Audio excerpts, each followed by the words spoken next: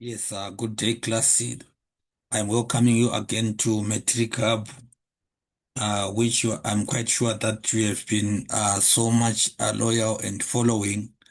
Just to make you aware that Metric Hub is a free YouTube channel, which is basically an educational channel brought to you brought to you in collaboration with International Institute of Creative Technology, IICT.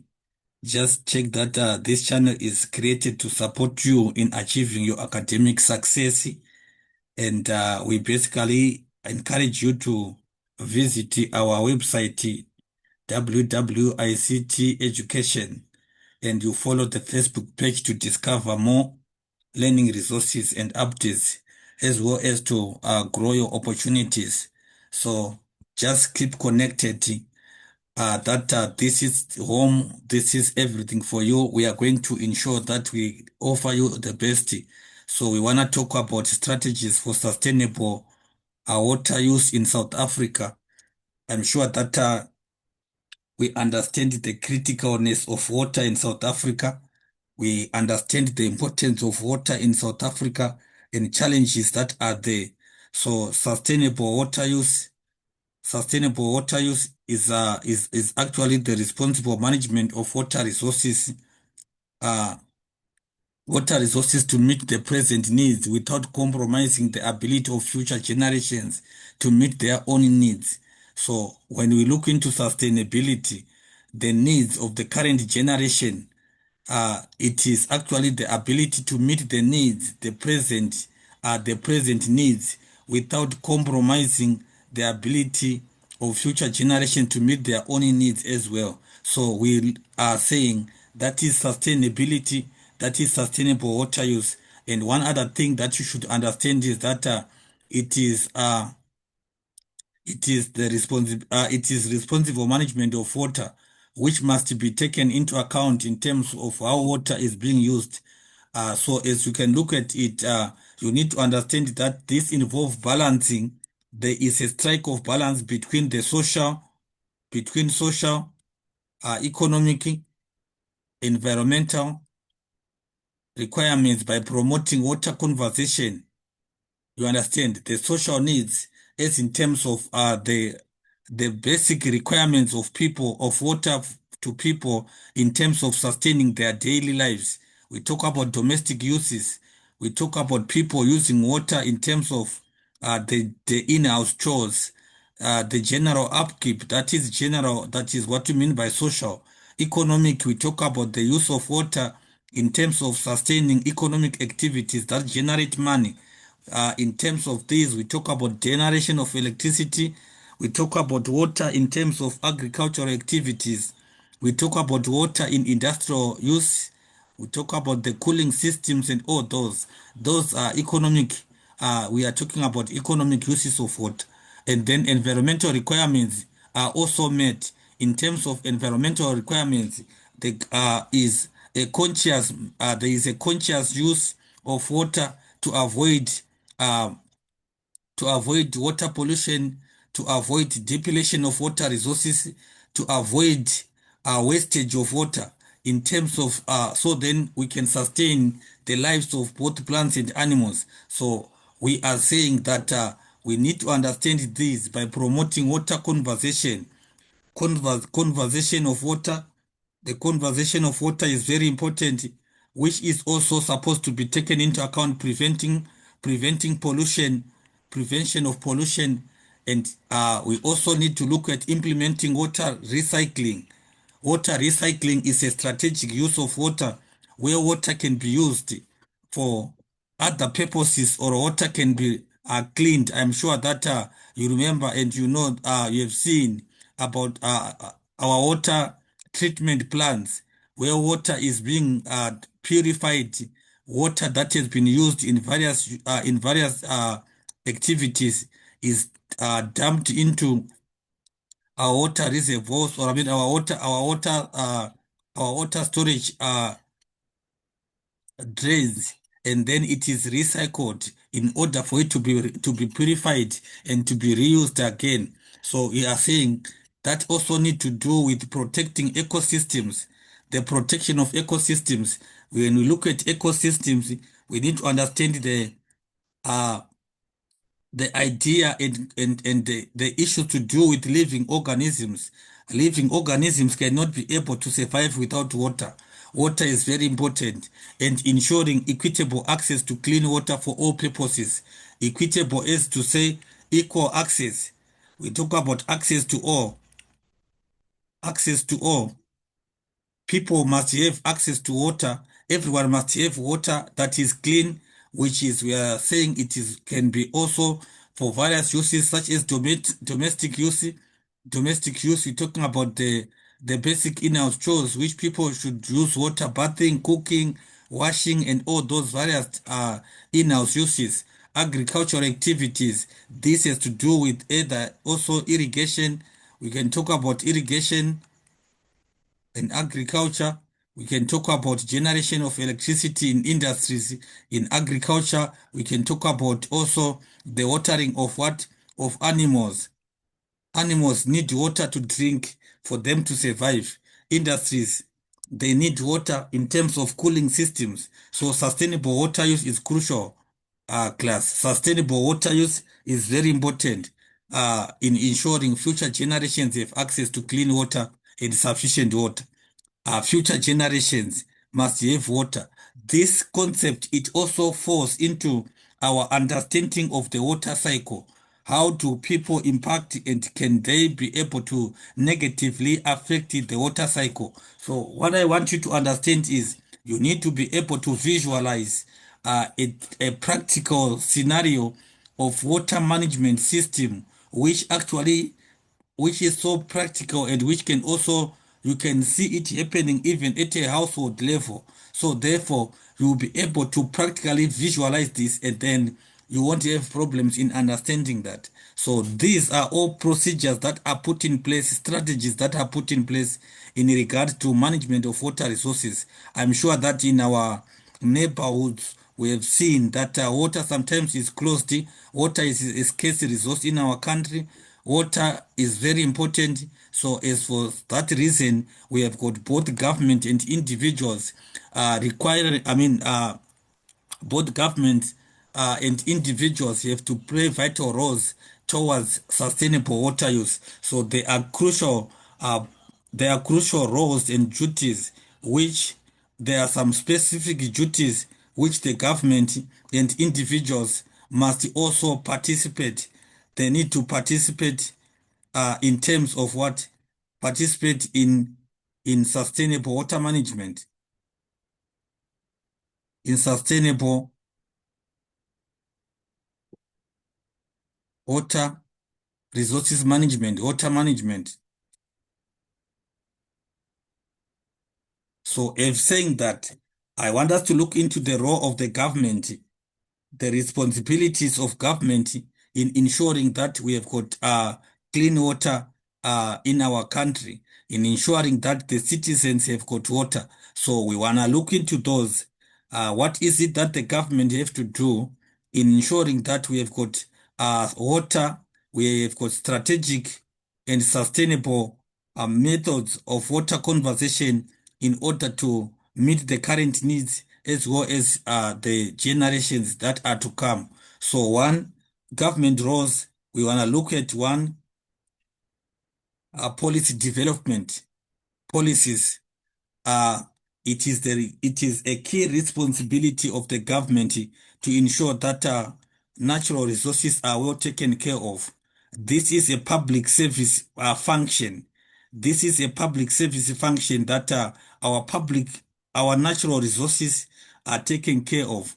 That has to do with both plants and animals. So in that regard, the government have to come out with policy development. So government create and enforce policies that promote water conservation and sustainable management practices. They put in place policies which are actually guiding principles. They are going to be guiding principles in terms of water use.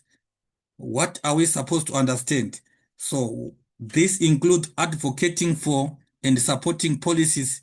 They advocate, they actually educate, the government educate and actually speak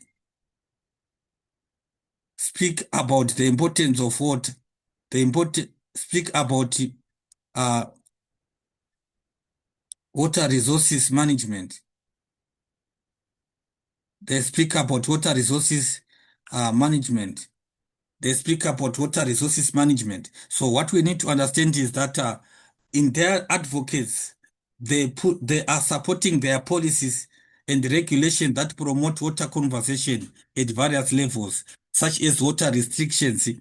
These various levels we talk about at different levels, such as even at household level, at industrial level, and every other commercial levels that we can talk about. So such have to do with the restrictions during droughts and incentives for adopting water efficient technologies government actually put in place.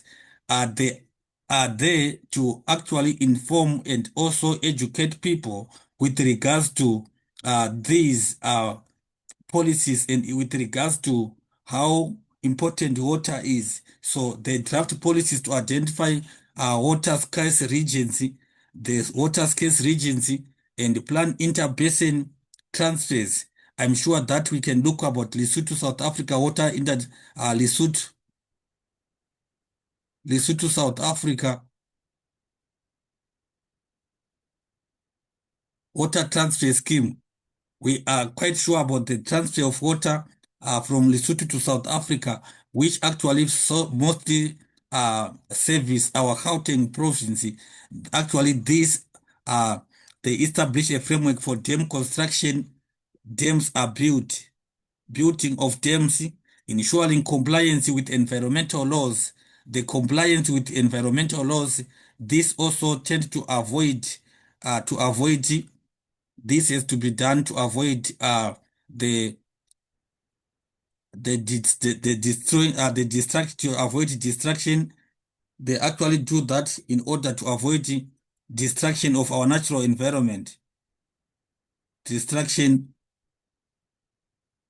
of natural environment. So the government come up with these policies. We have got different government or local municipalities boards that are in place that actually works towards the ways and methods towards which water must be well managed. So we also need to understand that dams are built because of government intervention. It is a government policy, it is a government activity. Inter-basin transfers, they are done by government.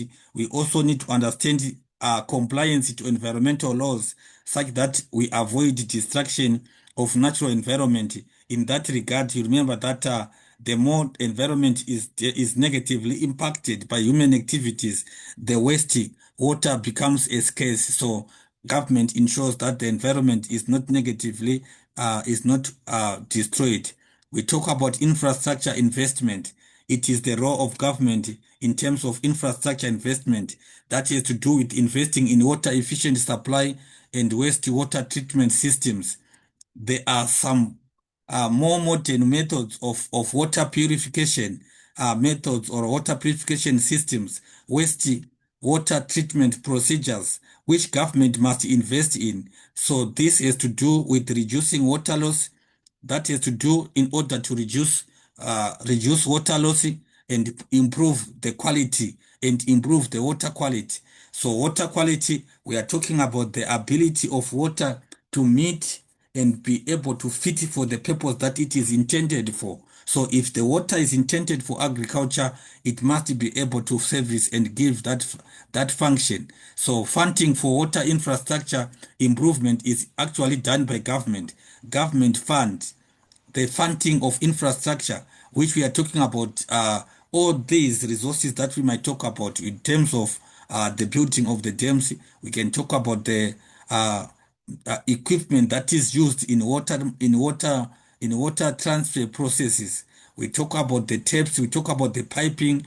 We talk about all various elements and pieces that are needed in terms of water provisioning. So government do the funding of the water infrastructure. And also, it is very important to ensure that systems are capable of handling the current and future demand. The current, we are talking about the capacity and the space in which water, the rate at which water is being used. Can it be able to be used for this time and also without compromising the needs of the future generations? So, in this regard, we are supposed to understand that constructing of dams to store water, it is the function of the government. Generating electricity, it is the function of government. That when electricity is generated, we talk about hydroelectricity power pro. We talk about the hydroelectricity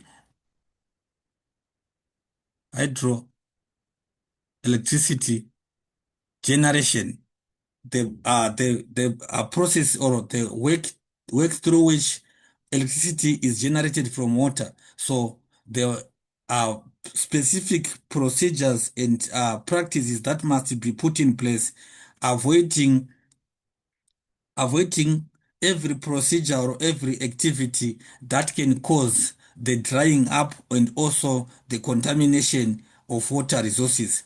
Again, controls in irrigation, how irrigation must be done, the procedures and also equipment that must be done, developing of canals. These are irrigation and pipelines for inter-basin water transfers.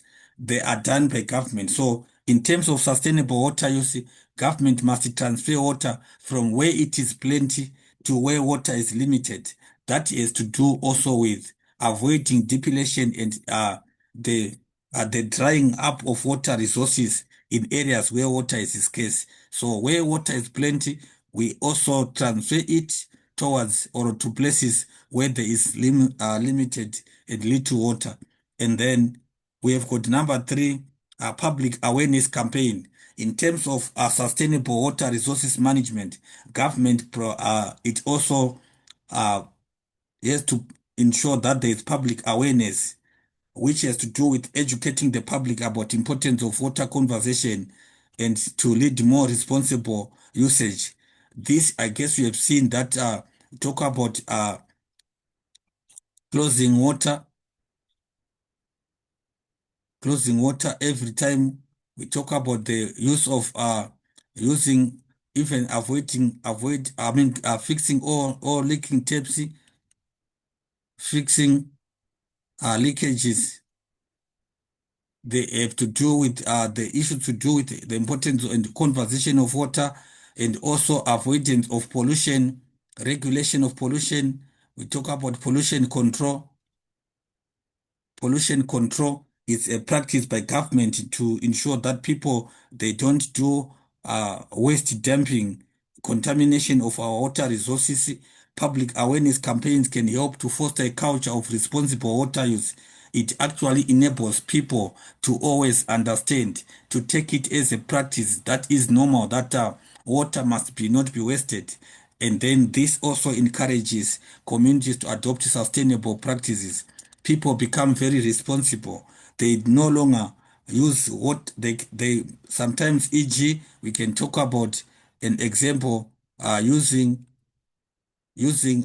buckets at car wash, unlike use of hose pipes, unlike hose pipes. Hose pipes, they actually waste water. They actually waste a lot of water. Instead of using a hose pipe, car wash are educated to use what? To use hose pipes. I mean, to use buckets, putting water into small buckets, and the water is therefore not wasted. Unlike sprinkling water all over the car or just flushing waters all over through pipes. We can talk about many other advocates campaigns like watering of gardens during the night, and also reducing the gardening as well, and every other greening places that also needs to be done in order to conserve our water. That is also government awareness or public awareness towards the use of water. encouraging people to fix leakages, reporting water leakages whenever it is happening. That is a government public, I mean, it is a public awareness which people are always empowered of in order to conserve and also sustainably use our water. We have got regulation of water use. Government regulates the water use. I'm sure that we have seen several times that government can close water, government can close implementing regulations on water extraction and usage, especially in agriculture and various industries, which also helps to manage resources sustainably. This we are talking about the regulation in sizes of land that can be put under farming through irrigation, and also the waste through water is being is disposed from industries. All that are practices that government regulates, I mean activities government has to do. It also includes optimizing water use in manufacturing processes, like controlling water use in manufacturing, controlling water use in manufacturing processes, and recycling water in industrial applications. Water can be used, which we are saying that instead of saying the water is to be thrown off or is to be taken through the drain, uh, government also encourage its people to regulate or to try to use water sparingly by uh, not throwing out gray waters. We know that what we call gray water, water that has been used for some other purposes, can possibly be used for other relevant practices that can also be suitable and be I mean, we will be not causing any danger. We talk about government function, research and innovation in sustainable water use, research and innovation, supporting research into new technologies for water purification. Uh, Government supports the innovation and research into new technologies for water purification, recycling, conservation can lead to more sustainable practices, which we are saying that the purification of water, there are modern methods which can also try to ensure that water cannot be thrown away without being recycled. There is a procedure or practice of recycling of water. Investing in research and innovation is very important for developing new technologies and practice that enhance water efficiency across various sectors. We talk about the sectors which we say we can talk about agriculture, we talk about we talk about we talk about in terms of we talk about mining, we can talk about forestry. All these are various economic activities which water can be used, which we are talking about to say in terms of the primary and secondary, in terms of the primary and secondary sectors of the economy, the primary and secondary sectors of the economy. In the primary sector, where we talk about the extraction functions, water must be, we talk about the avoidance of pollution and also the avoidance of uh, the extraction of water in methods or in ways that can cause water depletion.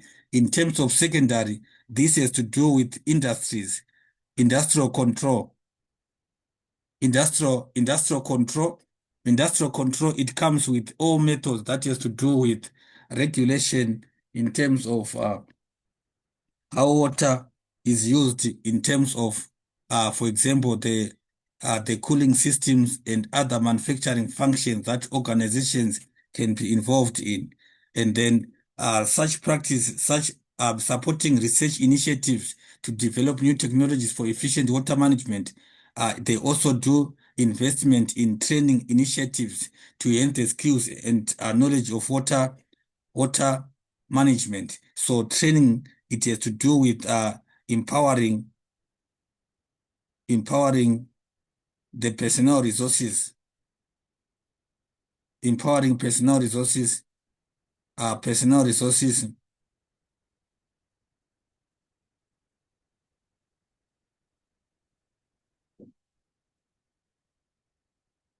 in terms of in terms of water use,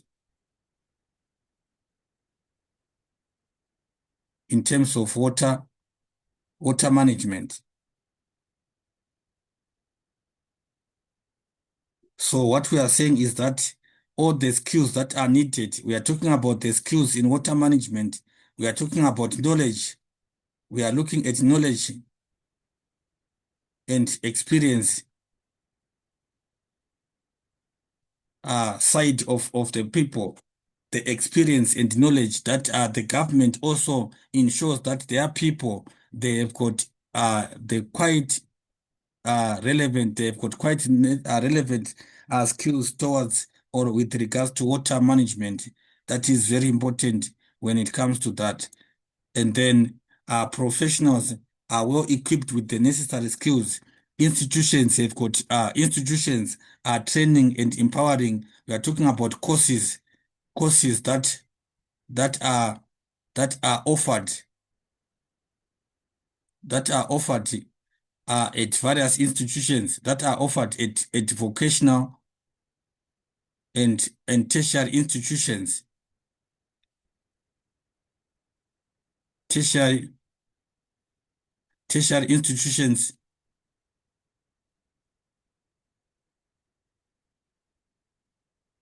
are very what are relevant. They should be relevant and are applicable to modern day, are relevant. They are relevant and empowering. So they actually need to support promoting innovation, continuous improvement in innovative solutions for water conservation and distribution. We talk about the networking, the layering of pipes, the movement of water from various points. This has to do with the connectivity, uh, and also and avoidance of uh, leakages at various points, at various nodal points, at various nodal points where water, where connections are at various connection connection points. That's what we are talking about when we look at the issues to do with promoting of innovation and government investment in what in education and training. We also need to look at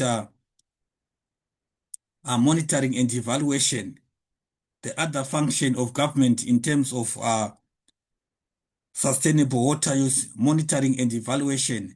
The government regularly monitors water quality and availability to ensure that the inter-basin transfers are effective and sustainable. They consistently monitor, ensure that there is sustainable and there is also quality water provisioning across the basins or regions that are being serviced by by each municipality. So government structures must continuously evaluate mechanisms to assess the effectiveness of water policies, which we are saying that the government structures, we are talking about the authorities. We are looking at government authorities. We are looking at government like we are talking about the government representatives, authorities, the municipalities. So therefore, they need to.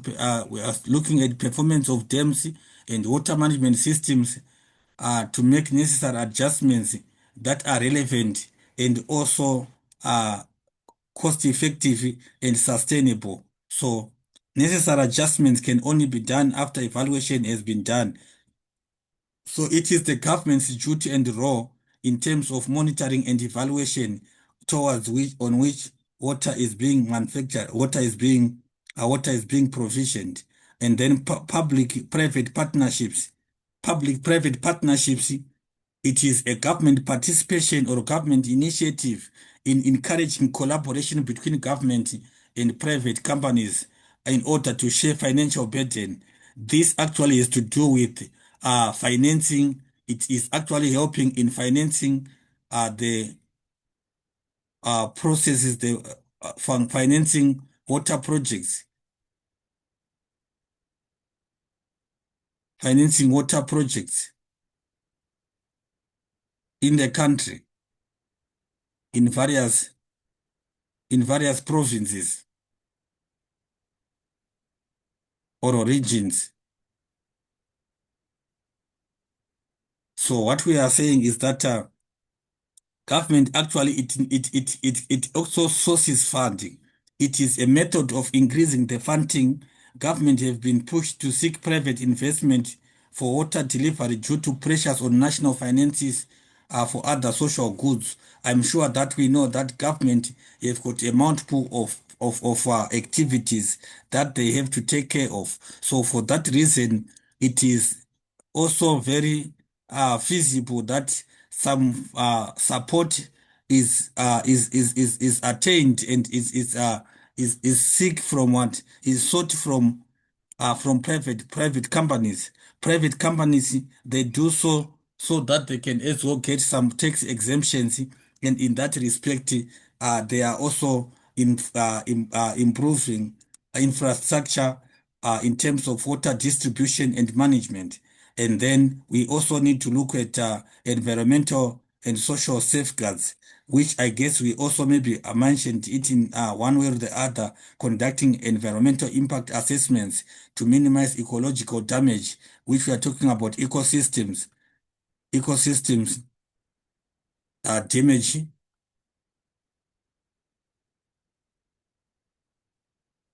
ecosystems damage. In that regard, the government implement rehabilitation programs for displaced communities. Communities, we are saying when they are displaced because of every whatever reason, it can be because of some life-threatening activities. It can be because of changes in land use and planning. Government actually it ensures that there is always rehabilitation programs, which ensures that those individuals or communities, they continue to access what they continue to access water. They continue to access water. I'm sure we can also talk about monitoring and regulation, ensuring proper maintenance of dams and water transfer schemes, which we have already mentioned there, and regulating water usage to prevent over-extraction and wastage. Over-extraction, which results in what? In finishing of water resources. And then community engagement, it can be more or less similar to the previous point that we just mentioned now, involving local communities in planning processes to address concerns and gather input. Communities participation. We are saying this has to do with community participation, and then when people participate, they feel to be part of the project. And then it is crucial in terms of government policing and then empowering communities to take ownership of water resources. When they take ownership in terms of water resources, it enhances sustainability. It reduces participation. So therefore, to reduce vandalism, it reduces vandalism and also vandalism of property. People may not be they may no longer, or they may not vandalize our property so much if they are involved, and government also is ensuring that it build reliance to risks, and then by people taking ownership, they are taking responsibility in management and in also securing those water resources. It comes also with education provisioning, campaigns, and potential impacts of water projects. This is all about government community engagement, working together, government and community working together towards the importance of water management and also many other factors. So the role of individuals, we can talk about water conservation practices where individuals can adopt simple practices such as fixing leaks, We talk about using water efficient appliances, reducing shower times, reducing shower times. This all has to do with reducing water wastage. Water efficiency involves using water in a way that meets human needs without depleting or degrading water resources. So we suppose individuals must not deplete or degrade water resources, ecosystems, or other natural ecosystems that we can look at. So individuals are to take responsibility in terms of saving water, understanding water as a resource. And then there is also rainwater harvesting. Rainwater harvesting, rainwater harvesting, it has to do with collecting rainwater for irrigation. When it rains, households, individuals must collect water through JoJo tanks, gutters that are connected to JoJo tanks to collect thousands of liters that can be used for irrigation. So instead of relying on underground water or any other water reservoir sources, rainwater is collected, and then other non-potable uses can significantly reduce the demand on municipal water supplies. So, in other words, we are saying water harvesting can also work to minimize the pressure the government is gonna go through in terms of getting water to every household, and then using water barrels to collect rainwater for outdoor use in watering gardens, lawns, and effective is an effective method also. So we are talking about the harvesting process of rainwater to be used by households in their various activities. Various domestic activities is quite important. And then individuals or roles of households, awareness and education, staying informed about water issues and sharing knowledge with others can also foster a community approach towards conversation. I'm sure that we talk about right now, we talk about social groups, which can be also through, e.g., through social media, where people can share information regarding to water scheduling and water conversation. So it actually develops community to be proactive towards conservation of water. They actually promote a culture of responsibility, and it's quite essential for ensuring sustainable and secure future use. There is a conscious impartation of knowledge to each other amongst citizens, amongst people in a community. In that respect, people are also sustaining our water resources. Water resources is actually kept safe. And then sustainable gardening as a function of individuals also. Sustainable gardening, it actually has to do with using native plants uh, and exercising, and also reduce the need for what, for irrigation. Using native plants, we are talking about indigenous plants. Indigenous plants, what is the advantage of them? They are naturally, uh, they actually have the ability to survive erratic conditions that are within our regions. They are able to survive, do not demand, they do not need much, they do not need, they do not need water, they do not need more water like the exotic ones.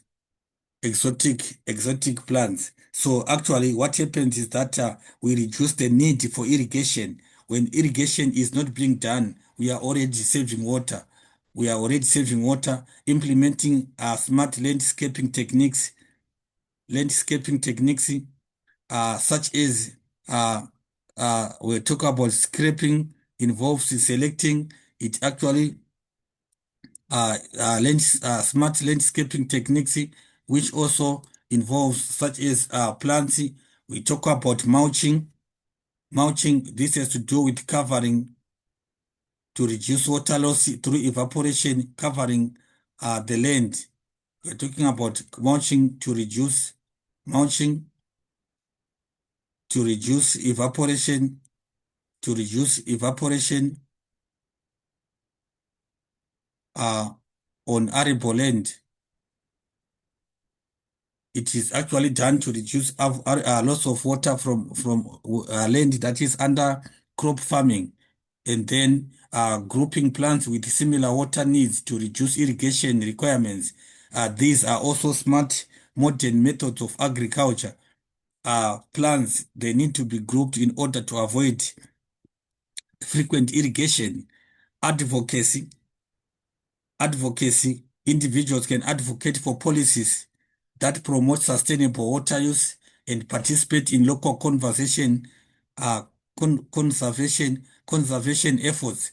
The conservation efforts, this have to do with adopting these practices and promoting a culture of responsible water use, and then individuals can contribute to sustainable and secure water in the future. So what we are saying is that advocacy is basically people and individuals just sharing knowledge, uh, knowledge sharing,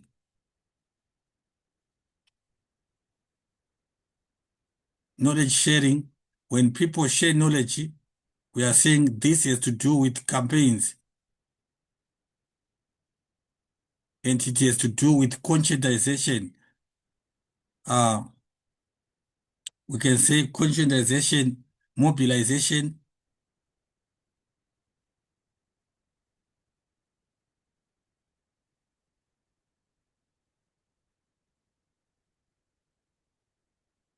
Mobilization towards the importance of water. All these are also very important practices that we can actually not override. So both government initiatives and individual, we are saying both, we need to understand that we are saying both government initiatives and individual actions are very important for sustainable use of water by working together. Working together, we can ensure that water resources are preserved for future generations.